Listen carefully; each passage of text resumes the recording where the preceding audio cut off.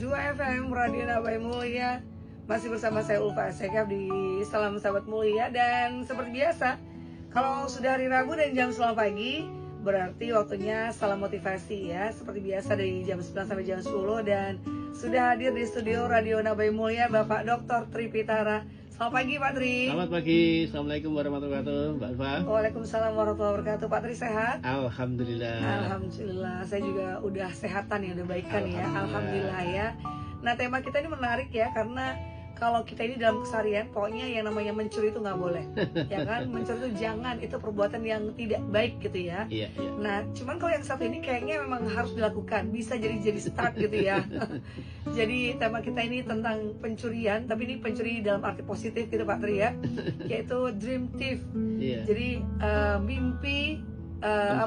Pencuri mimpi. Nah, kalau itu boleh ya Pak ya. Untuk lebih jelasnya boleh apa enggaknya gitu, langsung aja ke Pak Tri. Bagaimana Pak Tri tentang dream thief ini? Baik, jadi dream thief itu satu istilah tentang pencuri mimpi. Kalau kita ini seringkali ya di dalam perjalanan proses hidup berkembangnya atau tumbuhnya kita itu, ternyata ada hal-hal yang membuat pencurian mimpi itu bukan dari kita, tetapi justru mimpi kita itu dicuri oleh orang. Nah, jadi gini, kalau Mbak Ulfa itu pernah tahu nggak yang hewan apa yang memiliki kemampuan meloncat paling tinggi? Ini apa namanya? Daya loncatnya. Yang Australia itu apa? Kanguru. Kanguru. Bukan. Rusa. Bukan juga. Kancil. Nah, justru hewan yang sangat kecil, dan itu ternyata setelah diteliti ya, hewan yang paling loncatannya tinggi itu adalah kutu anjing. Nah, kutu anjing. Oh, karena ikut anjing yang lompat tuh gimana Pak? Oh, enggak.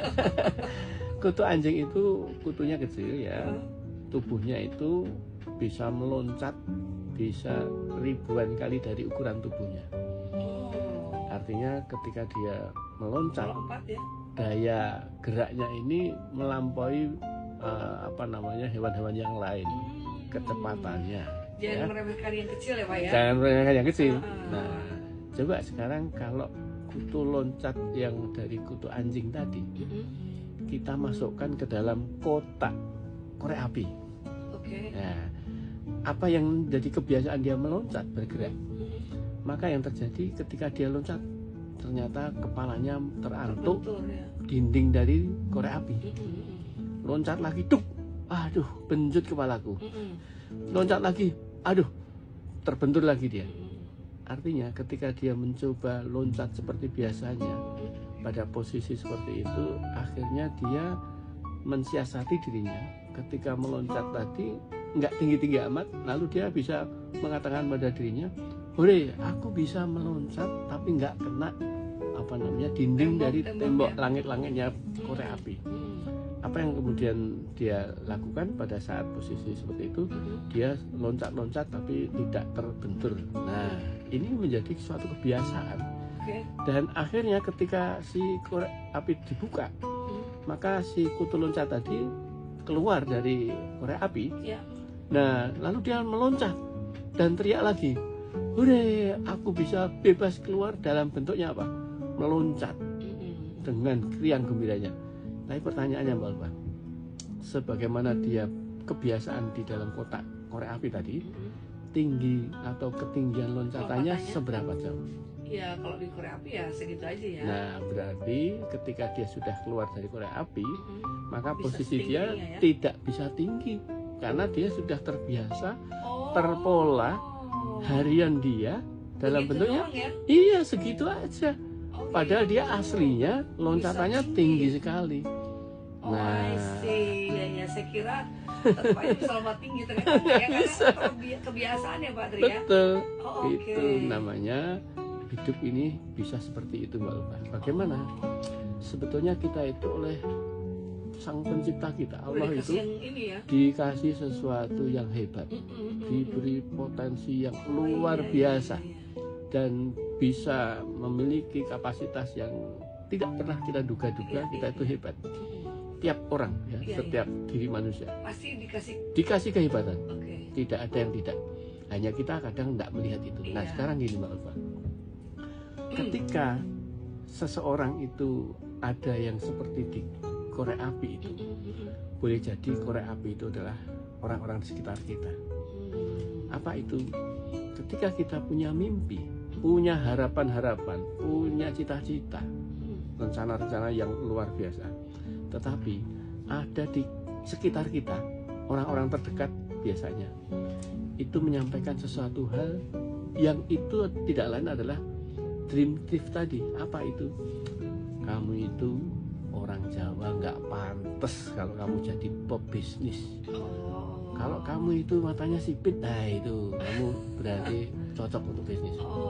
Kamu tuh orang dari keluarga miskin, nggak usah sekolah tinggi-tinggi, nggak ada biaya. Ini dream thief. Lalu artinya yang begitu ya Pak Ya. ya? Oh, dream thief yang dalam arti seperti itu. Betul. Terus ada lagi, itu orang sakit gak gitu kok, harus dikuliahkan lagi.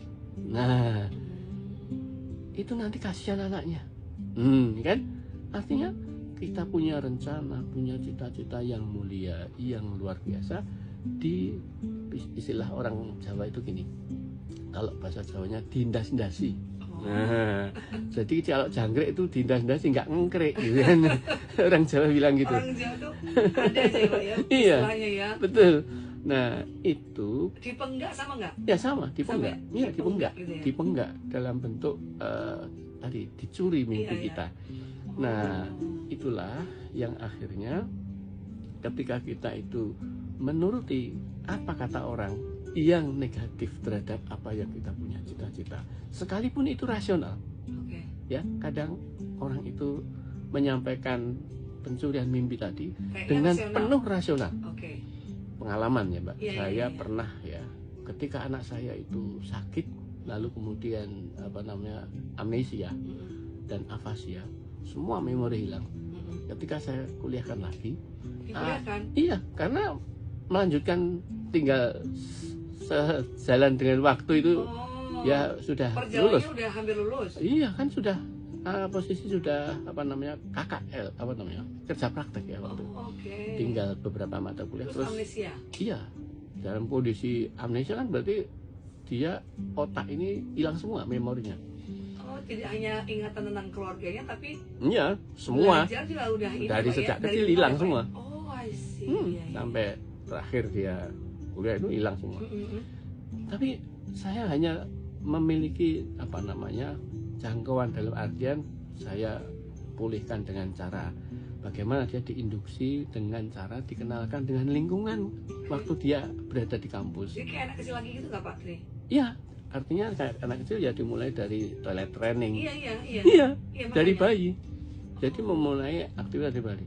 Ini logikanya secara medis itu nggak mungkin dalam artian bisa kembali seperti dulu dalam seperti itu. Iya. Tapi itulah yang terjadi ketika saya berprinsip yang membuat seperti ini Allah, yang mengizinkan ini peristiwa kasih Allah, tidak ada yang lain. Lalu saya berprinsip yang menyembuhkan juga Allah dan yang membisahkan juga Allah kan gitu. Saya hanya area saya ikhtiar, areanya berusaha. Maka yang berikutnya adalah Pak Tri agak keras kata pendengar. Iya. Kata jadi posisi saya hanya berprinsip ketika itu saya berikhtiar, berusaha apa area saya, maka saya lakukan segala hal yang bisa. Omongan kata orang saya nggak peduli. Ya, ya, ya, Artinya itu rasional dan dalam kondisinya secara medis saja. sangat medis ya, itu sangat medis, orang bicara sangat medis. Artinya kalau begini dikuliahkan ya nggak mungkin. Tapi prinsip saya adalah ketika kita bicara dengan masa depan yang gaib, Iya. dan itu adalah sesuatu yang menentukan Tuhan, bukan kita. Bukan ranah kita ya Pak. Bukan ranah kita. Lalu saya hanya biasa melakukan itu dan berdoa saja. Dan alhamdulillah apa yang menjadikan sebuah ikhtiar saya itu alhamdulillah selesai. Artinya Selesai di tahun sebenarnya. 2002, iya, sakitnya 2019 dan itu cuti. Ya. Tapi 2020 2021 pas Covid itu. Oh. Maaf, 2020 ya, bukan. Jadi 2020 saya masukkan lagi. Dan Alhamdulillah selesai tahun 2022. Lulus sarjana teknik. Dengan daya ingatan yang baru, dengan belajar yang baru, Iya. atau gimana? Oh, Dari nol, Mbak. Saya katakan dari nol. dengan semester yang sama? Iya, dengan semester berikutnya. Oh gitu. Iya. Dan Oh, itulah Masya Allah. sebuah pertolongan Allah. Artinya semua yang tadi menjadi pencuri mimpi saya itu adalah tidak ada hal-hal yang bisa terbukti, ya. Iya, iya, iya. Artinya ketika kita itu punya sesuatu mimpi, mimpi kita ini harus kembalikan kepada Tuhan, bukan kepada manusia. Ikhtiar kita adalah dimaksimalkan, tapi ingat, ini semua kita serahkan pada Yang Maha Kuasa. Jadi berserah kemudian baru ikhtiar. Nah, tidak usah pedulikan kata orang yang walaupun itu rasional. Kenapa sebabnya? Karena sebuah masa depan itu adalah hal yang gaib. Mimpi kita itu gaib, Pak. Kita goib ya Pak ya. Betul apa tidak? Coba, saya Ya, punya belum pasti cita-cita. juga soalnya ya. Iya, kan kita Iya nggak tahu. Iya sih. Saya ingin ini kan belum terjadi. Iya, iya, iya. Ingin menjadi apa? Mm-mm. Saya menginginkan sesuatu apa? Mm-mm. Itu semuanya gaib. Sesuatu yang gaib, maka dekatilah dengan hal yang gaib, ya kan? Paradigma berpikir kita harus gaib. Kenapa gaib? Berserah kepada yang maha gaib, Iya, iya. yang tahu kegaiban dan yang tahu hal yang dohir. Nah, itulah yang kemudian area saya hanya melakukan dohir dengan paradigma gaib. Itulah kita jangan sampai jadi tercuri mimpi kita oleh para dream thief. Nah, gitu. I see. Tadi saya menangkapnya di awal itu adalah dream thief itu kita para pencari mimpi. Oh, Yang iya, akan iya. mencari mimpi, mewujudkan mimpi kita, Iya. perlu start untuk mencuri mimpi gitu Pak Tri. Iya. Nah, saya tertarik banget sama cerita Pak Tri tadi tentang putranya yang amnesia, tapi Pak Tri punya keyakinan begitu kuat. Iya. Nah, ini untuk sahabat mulia yang belum punya keyakinan seperti itu, nanti kasih tipsnya Pak Tri ya, Siap. seperti apa untuk bisa mewujudkan Iya. impian ya. Ya,